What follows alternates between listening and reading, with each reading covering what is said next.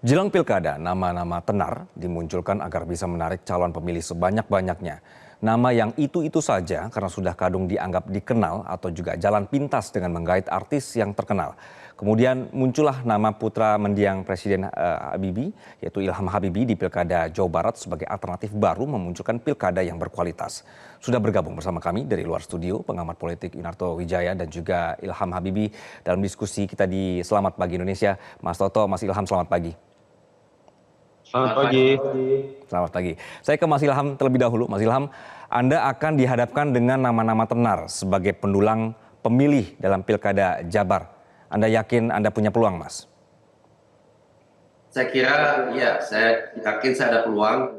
Memang harus kerja keras, itu jelas. Dan harus punya strategi yang gitu, tapi secara prinsip saya ada peluang. Oke, tetap yakin, optimistis. Yakin. Oke, Mas, kami minta update mungkin ya, perkembangannya saat ini sudah sampai mana komunikasi dengan partai-partai lain juga?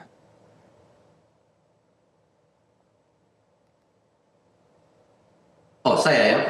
Komunikasi yang dijalankan adalah dengan Partai Keadilan Sejahtera (PKS). Kita sudah ada MOU di antara Nasdem dan PKS.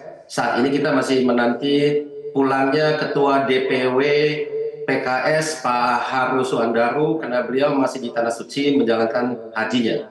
Insya Allah beliau akan ada di Bandung atau di Jakarta tanggal 18 mendatang. Jadi setelah itu kita akan lanjutkan. Kemudian kita fokus kepada penuntasan adanya surat rekomendasi dari DPW PKS Jabar, kemudian akan ke level DPP. Ya setelah itu kita lihat. Tapi koalisi dengan PKS itu yang utama. Tentu kita juga ada komunikasi dengan yang lain. Saya sendiri sudah berjumpa dengan PKB, dengan PDIP, dengan partai-partai lain. Itu tentu kita terbuka. Namun status dalam hal pembicaraan yang paling lanjut adalah dengan PKS. Oke.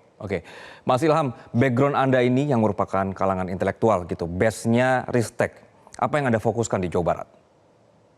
Nah, perlu saya tambahkan, Ristek iya. Ristek saya juga pengusaha, saya juga aktivis, saya aktif di berbagai organisasi. Mungkin boleh dikatakan kalau kita lihat sektor-sektor dari kehidupan di Indonesia ini semuanya saya aktif kecuali politik. Itu memang belum, saya akui ini baru buat saya. Jadi yang saya akan berikan dari sudut pandang saya untuk Jawa Barat, saya fokus ke 3 hal. Pertama, lapangan pekerjaan. Kedua, kita harus kuatkan pendidikan terkait dengan lapangan pekerjaan itu, mau akademis atau vokasional. Yang ketiga, kita harus mengurusi hal terkait dengan UMKM. Jadi Pak Andi bisa melihat fokus saya di ekonomi. Karena memang kita lihat banyak sekali yang menganggur di Jawa Barat, begitupun juga di lain provinsi sebetulnya. Dan banyak masalah yang kita lihat itu sebetulnya ada kaitan langsung atau tidak langsung dengan masalah ekonomi. Mau stunting, mau ketidakamanan terkait dengan geng motor, mau online pinjol, mau judi online, itu banyak didorong oleh masyarakat memang benar-benar punya kesulitan mencari nafkah. Jadi begitu kita menaikkan lapangan pekerjaan, saya tidak katakan semuanya, tapi sebagian besar dari masalah yang kita hadapi di sektor lain, itu akan ada solusinya. Oke. Saya ke Mas Toto. Mas Toto, cukup tidak Mas dengan target-target atau juga strateginya Mas Ilham yang tadi barusan disebutkan untuk menang di Jawa Barat? Iya, pertama saya senang ya, masih sekitar 5 bulan menjelang pilkada, tapi paling tidak ada sosok seperti Pak Ilham Habibie yang notabene jarang nih langsung bicara mengenai program. Sekarang ini rata-rata calon ini berbicaranya lebih banyak mengenai bagaimana mendapatkan tiket, lalu kemudian berbicara mengenai konstelasi politik, belum lagi ada yang kemudian bicaranya dikait-kaitkan dengan pilpres, yang notabene sebenarnya nggak ada kaitannya dengan kepentingan masyarakat. Pilkada seperti ini yang sebenarnya jauh-jauh hari, nanti pada masa kampanye sampai jelang masa pencoblosan, menurut saya harusnya dihiasi oleh pertarungan ide dan pertahankan gitu Pak Ilham, karena latar belakang non politisi ini yang malah sebenarnya memang bisa menghiasi gaya baru berkampanye yang lebih substantif. Tapi memang tantangan buat sosok Pak Ilham tadi yang saya sebutkan ya, walaupun memang terlihat pragmatis, sayangnya memang realita bukan hanya dalam konteks menarik hati pemilih, tapi menarik hati dari partai-partai. Ini yang menurut saya jadi tantangan utama dari Pak Ilham. Kita tahu partai ini kan bicaranya tanda kutip ya, terlepas bisa dibuktikan atau tidak, ada yang fokus pada tingkat popularitas, ada yang fokus pada elektabilitas, ada juga yang mungkin fokusnya pada isi tas gitu ya, entah itu mahar atau apapun. Dan itu menurut saya menjadi tantangan utama. Pak Ilham dikenal sebagai anak Pak Habibie, tapi dalam konteks elektabilitas, tingkat pengenalan, saya meyakini masih ada PR besar. Minimal mengejar waktu misalnya sampai 27 Agustus, mengingat partai-partai biasanya berbasiskan survei. Dan memang apakah kemudian bisa dilihat apple to apple? Tidak ya. Saat ini biasanya survei ketika masih 5 bulan menjelang pemilihan, biasanya masih bisa disebut bias tingkat pengenalan terutama terhadap incumbent. Karena kan elektabilitas ini akan dipengaruhi oleh tingkat pengenalan. Sementara kalau masih 5 bulan, tingkat pengenalan incumbent itu biasanya jauh jomplang dibandingkan para penantang. Incumbent itu paling tidak di atas 80%. Penantang itu di bawah 30%, di bawah 40%. Tapi memang biasanya setelah ditetapkan oleh KPU, tingkat pengenalan penantang ini kan otomatis akan naik. Karena otomatis penantang yang tadi tidak dikenal ini akan langsung dikenal. Polanya biasanya pada titik itu, kemudian elektabilitas dari penantang juga akan ikut naik. Itu yang menurut saya menjadi celah buat sosok seperti Pak Ilham untuk kemudian dilihat masih memiliki peluang, walaupun saat ini memang pasti surveinya akan berbeda jauh dengan incumbent terutama. Faktor kedua yang juga memang bisa menarik adalah bagaimana memastikan apakah Ridwan Kamil sebagai incumbent maju lagi atau tidak.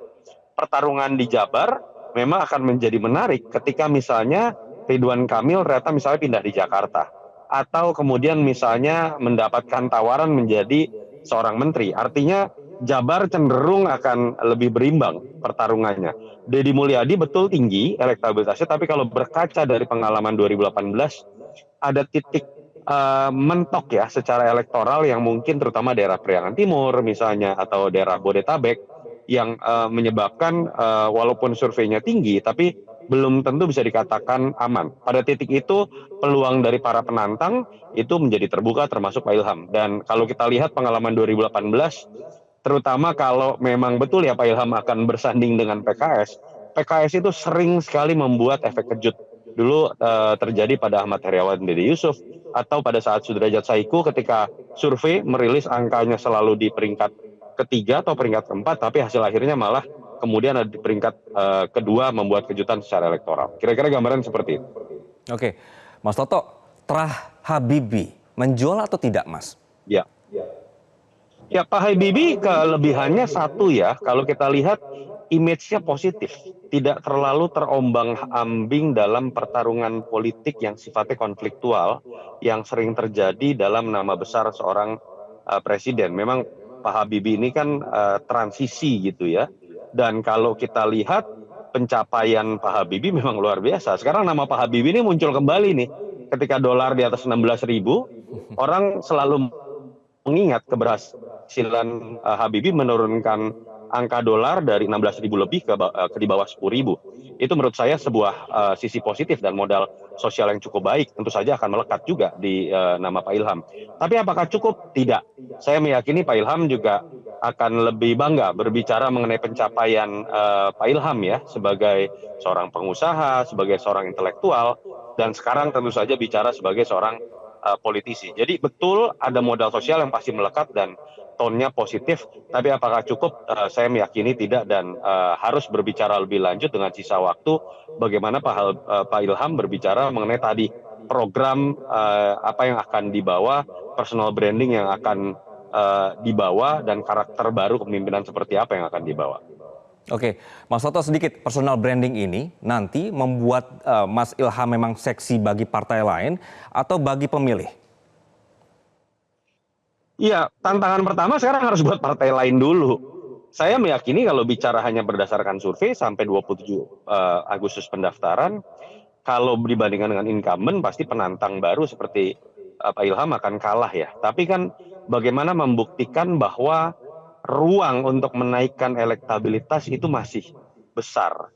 Daya ledak atau wow effect yang dimiliki itu ada, misalnya dalam sosok Pak Ilham, karena banyak cerita kejutan pernah terjadi dulu Pak Jokowi di Jakarta, di Jabar misalnya Ahmad Heriawan dengan Dede Yusuf, dan kalau kita bicara sosok non politisi itu sebetulnya dipersepsikan bagus ya kalau kita bicara di kementerian, misalnya sosok BGS misalnya, tentu saja tidak punya latar belakang politisi tapi masuk dalam, tidak punya latar belakang Kementerian Kesehatan juga, bukan dokter juga, tapi kemudian bertangan dingin gitu. Orang melihat latar belakang yang non politisi ini harusnya malah bisa menjadi angin segar dan tidak terbebani oleh beban-beban politik, hutang budi politik seperti yang terjadi ketika politisi maju dalam pemilu ataupun pilkada.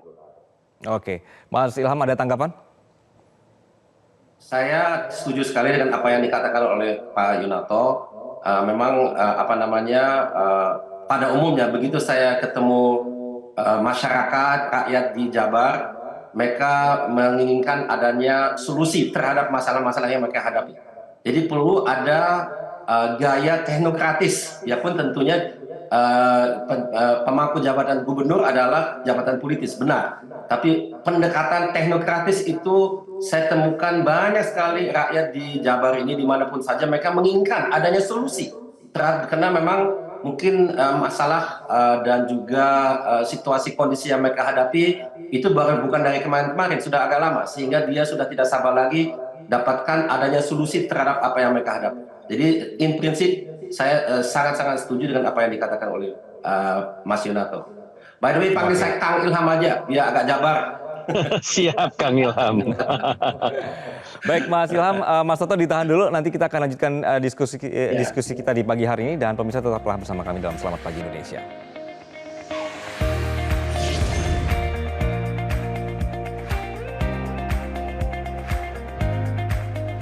Jelajahi cara baru mendapatkan informasi. Download Metro TV Extend sekarang.